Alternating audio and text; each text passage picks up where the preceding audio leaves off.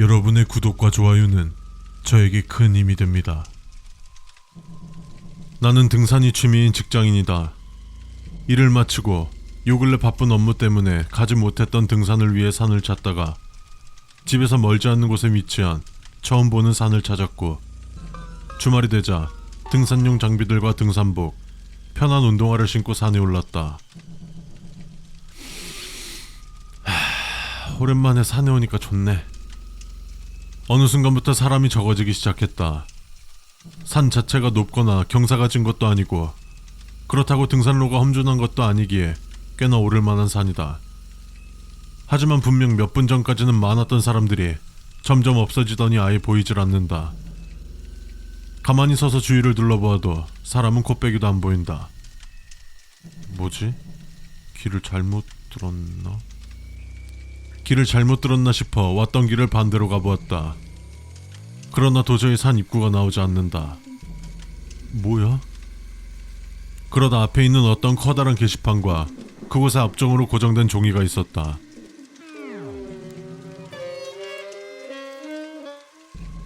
안녕하십니까. 산관리사무소입니다. 귀하가 어떤 방법을 통하여 이 산에 들어왔는지 모르지만 이 산, 정확히는 모든 산들이 매우 위험합니다. 주변에 보이는 모든 것들이 산과 그 일부일 것입니다.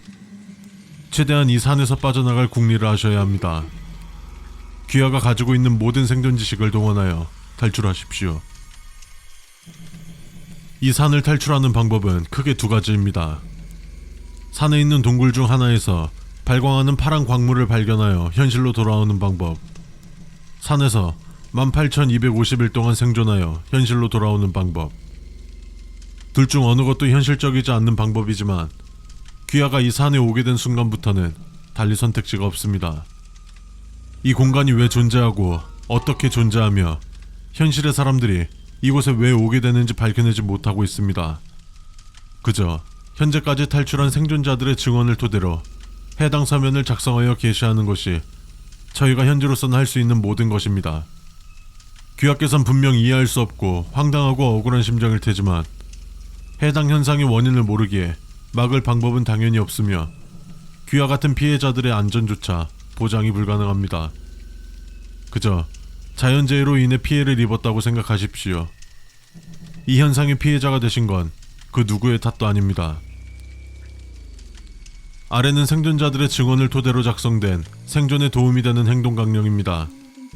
내용 중에는 상식선에서 당연한 소리라 느껴지는 부분도 있을 테지만 인간은 이런 겪어보지 못한 상황에 닥치게 되면 이성적 판단이 어렵습니다. 부디 잘 숙지하여 주시기 바랍니다. 첫 번째, 확실하게 위험이 될 만한 요소들은 전부 피하고 애매하거나 본인이 모르는 경우에도 무조건 피하십시오. 괜한 객기를 부려 본인의 생명을 단축하지 마십시오. 두 번째, 쓸데없는 호기심은 화를 불러옵니다. 특히 현재 상황같이 어떤 도움을 받지 못하고 혼자서 해결해야 할 때에는 더더욱 호기심을 가지면 안 됩니다. 세 번째, 물, 음식, 거처, 불, 4개가 생존에 필요한 요소들입니다. 위에 적힌 요소들의 확보를 1순위로 두고 행동하십시오. 네 번째, 가끔씩 아주 희박한 확률로 다른 생존자와 마주칠 수 있습니다. 도움을 청하거나 도움을 주거나 귀하를 배신하거나 귀하를 배제하려고 하는 것은 귀하가 판단하셔야 합니다. 다섯 번째, 이 산에도 현실의 야생동물같이 산을 배회하며 서식하는 생물들이 있습니다. 아래에 나열된 생물들은 생존자들의 증언을 토대로 작성한 것이며 이 외에 미상의 생물들도 존재할 수 있습니다. 약 3m 정도 크기의 거대한 생물, 온몸에 붉은 털이 있으며 말과 상어를 합쳐놓은 듯한 생김새를 하고 있고 대개 한 마리씩 독립생활을 합니다. 약 1.2m 정도 크기의 생물, 온몸에 갈색빛을 띠는 어두운 털을 지니고 있고 들개와 비슷하게 생겼지만 귀가 4개 달려있고 꼬리가 없습니다. 보통 5마리에서 9마리 정도가 무리를 지어다니며 인간을 먼저 공격하진 않습니다. 약 9m 정도 크기의 매우 거대한 생물, 온몸이 누런 색상을 띠고 고릴라처럼 팔을 땅에 디디며 사족보행을 하다가 팔을 사용하며 두 발로 서 있을 수도 있습니다. 머리가 없지만 입이 몸통에 달려 있으며 그 크기는 3m 정도 되는 크기를 한 번에 집어삼킬 수 있습니다. 약 0.5m 정도의 작은 생물. 팔이 몸통에 비해서 비정상적으로 비대하고 팔을 이용해 이동합니다. 판다와 코알라를 섞어 놓은 외형이며 보통 8마리 정도 무리지어 살고 나무 아래로는 잘 내려오지 않습니다. 자신들의 영역 안으로 들어온 대상에게 엄청난 공격성을 보이므로 나무 위쪽을 잘 살피면서 이동하십시오.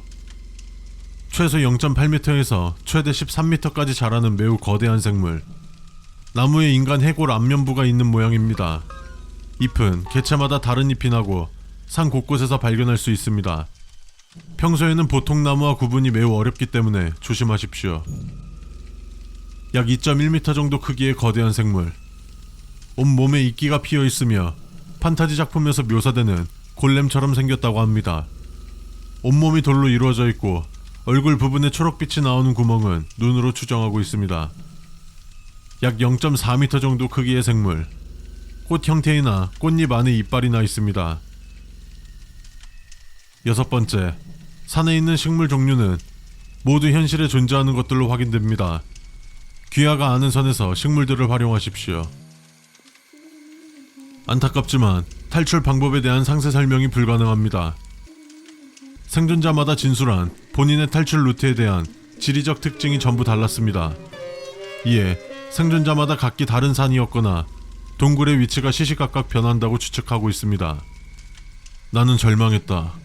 후회가 밀려오고 이 녀석들의 무능함에 화가 치밀었지만 어쩔 수 없다. 일단은 살고 봐야 한다.